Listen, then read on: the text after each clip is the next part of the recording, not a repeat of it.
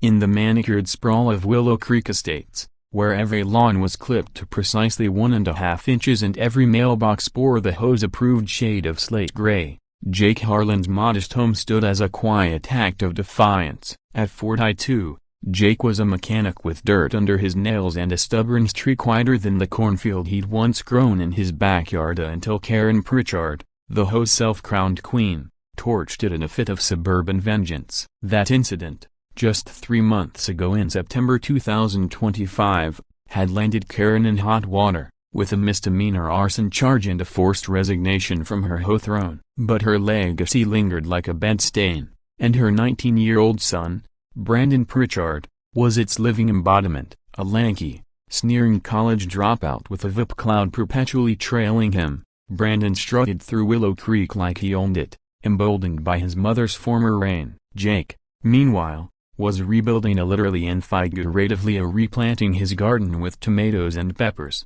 hoping to move past the feud. His wife, Sarah, 38, kept the peace, her sharp wit balancing Jake's temper, while their son, Timmy, 9, now guarded the garden with a toy sheriff's badge, ever wary of HOA spies. Karen, though dethroned, hadn't left Willow Creek. She lived 2 houses down, her blinds always cracked, her yoga pants swapped for sweatshirts as she nursed her grudge. Brandon, home from flunking out of community college, had absorbed her entitlement like a sponge. He'd heard her rants about Jake's hillbilly antics and the injustice of her legal troubles, and he'd taken up her mantle with a teenager's reckless bravado. On a chilly December evening, with Christmas lights twinkling in perfect HOA-approved unison across the neighborhood, Brandon decided to act. Jake's new garden, thriving under frost covers, was an insult to his mother's vision of suburban perfection. Worse, Jake had installed a security camera after the cornfield fire,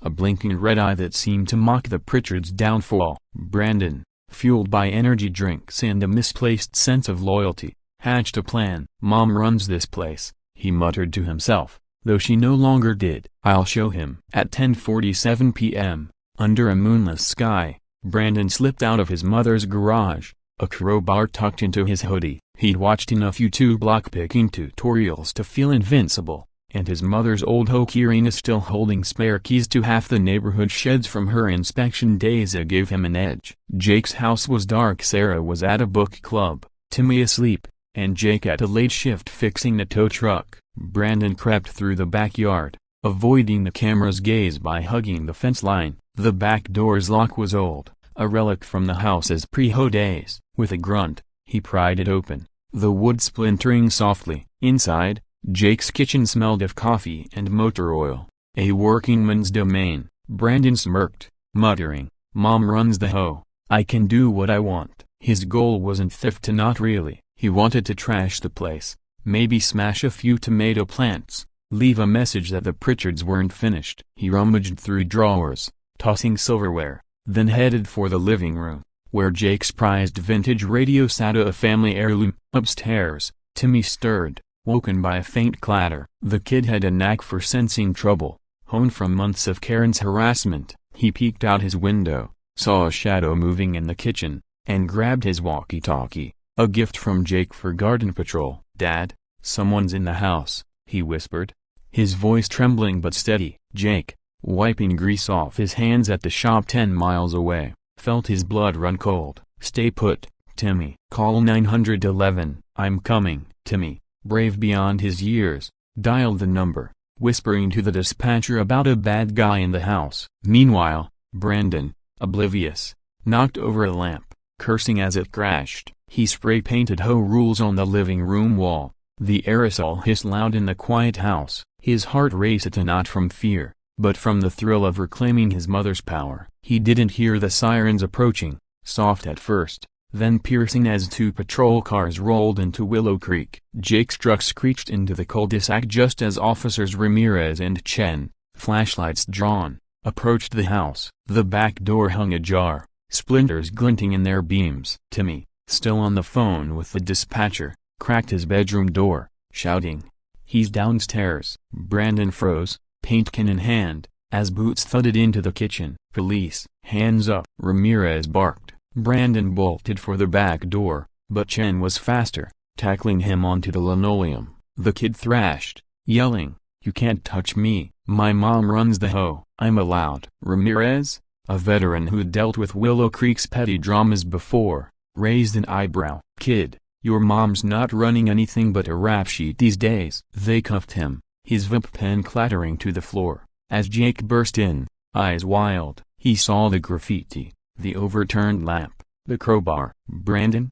he growled, recognizing the kid from Karen's last home meeting. "You literally." Sarah arrived minutes later, pulling Timmy into a hug as the cops hauled Brandon out. The neighborhood, woken by the commotion, gathered in their robes, whispering. Karen's porch light flicked on, and she stormed out, her sweatshirt askew, face pale. "What's going on, Brandon?" "Let him go," she shrieked, pushing past a neighbor. Chen held up a hand. "Ma'am, your son's under arrest for breaking and entering, vandalism, and resisting. Found him defacing the place, claiming you gave him permission." Karen's mouth opened, then shut, her eyes darting to Jake. "This is a setup. He's targeting us." Jake held up his phone, already pulling up the security footage. Brandon's face, clear as day, prying the door. "Setup, huh?" Jake said, his voice low. "Tell that to the judge." At the station, Brandon's bravado crumbled. Handcuffed to a chair, he muttered about just teaching Jake a lesson in mom's rules. The cops weren't impressed. Ramirez ran the footage,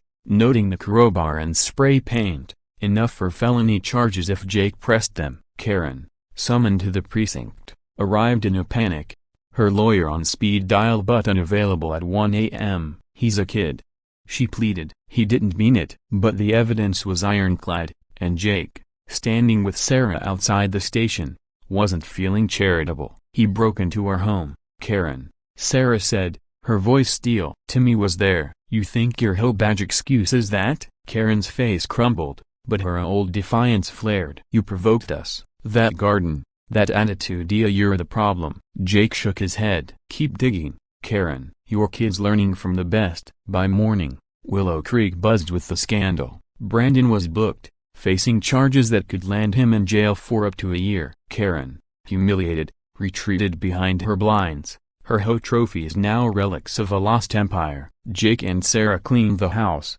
scrubbing the graffiti, replacing the lamp. Timmy, clutching his sheriff's badge, declared himself house protector. The garden, untouched by Brandon's rampage, bloomed under its frost covers, a symbol of resilience. Jake, sipping coffee on the porch, watched the neighborhood settle back into its uneasy calm. "Think they'll learn?" Sarah asked, nodding toward Karen's house. Jake snorted. "Not a chance. But we'll be ready." A single tomato plant swayed in the breeze, defiant as ever,